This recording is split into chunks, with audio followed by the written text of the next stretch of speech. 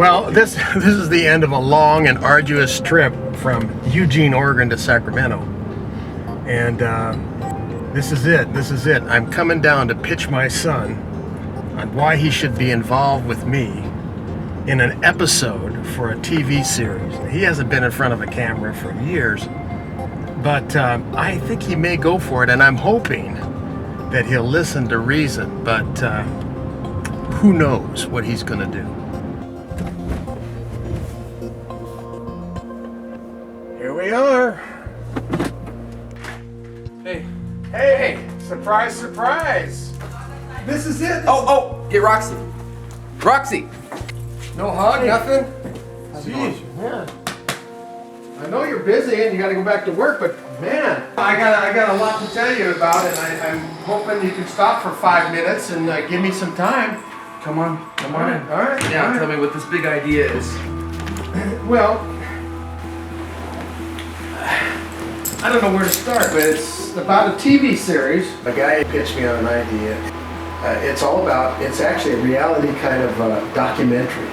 Like Gold Rush? That's brand new. See, yeah, something like that, but a little more depth to it, you know. But it's got to come off like a reality type of thing, like we're experiencing the discovery of things.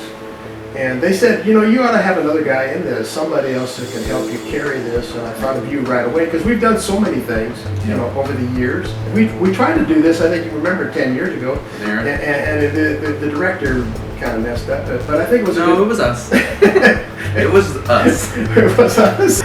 It probably jaded you towards me because of that. But anyway, now it's a new day, and we've come up with some ideas, and we have the material now, and I think you'd really be good in this.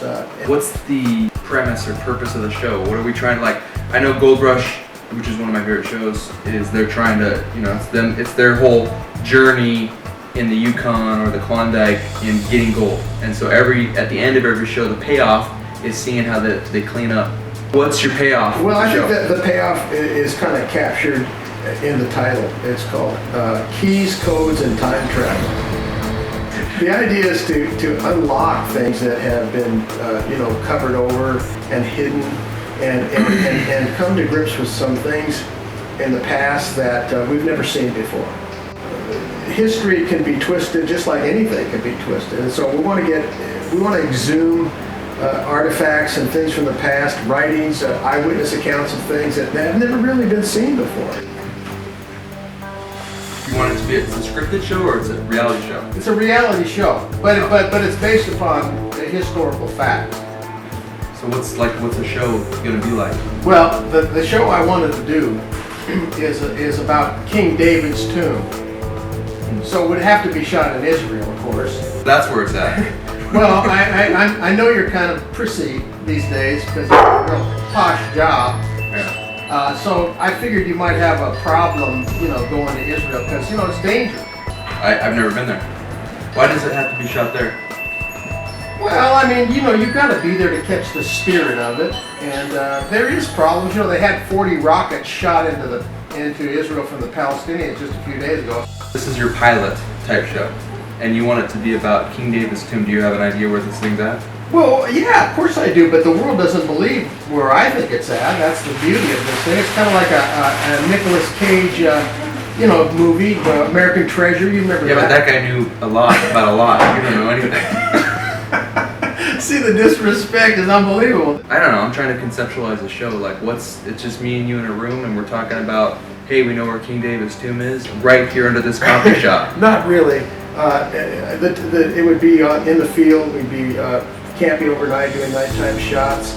We'd be going on location where it is. We'd actually be using laser measurements to, chart the exact location where we believe it to be. And it's if we found it, which is Keep talking. if we found it, it would be one of the greatest, if not the greatest, archaeological discovery in history because of what's in there. King David stored 100,000 talents of gold. A talent is 20 pounds. So that's probably... You think the gold's still there? I do think it's there. And he stored 1,000,000 talents of silver. That would be 20,000 Let me pounds just tell you something. of. There's no way that the gold. That's funny. That's why you need me on the show. Because you actually believe that sort of thing. There's no way that there's gold still there under somebody's. You don't know that. I mean, that's a ridiculous thing to say. You have no idea what you're talking about. No. Just so happens you, Ken Klein, knows the location of King David's tomb. There's people all over the place. Archaeologists, theologians, and antiquities, all these different things. They don't know where it's at. It's possible they know and aren't telling anybody. And I've thought about that too. I thought, well, certain satellite imagery, all kinds of sound equipment that can sound into it. Certainly the Jews would have figured this out by now. And I think they may have, but they're not telling. Yeah. And so I think at least with... Well, there's the real story. What happened to all the gold? It's not there. If it's not there, yeah. Because then it proves that somebody already found it. Well, and then why did they cover it up? Well, King David knew that his people were going to slip into darkness, and he stored up enough gold for at least 3 to 4 temples. So why did he do that? And what would they use to build the next temple with? Because we know there's going to be... I mean, let's talk about it. I don't know if I can get work off, and it's an interesting idea. I'd like to hear some of the ideas for some of the other shows. All right. I like the Jerusalem one and how the bigger conspiracy maybe around that. That was. Is that your phone? You better get it. We'll talk more later. That's Leah's phone. Okay. Well, it's annoying. You're screwing in the shot. Cut. It's reality. They just keep rolling. All right. I'll tell you more about it, but I appreciate you. At least considering it. All right.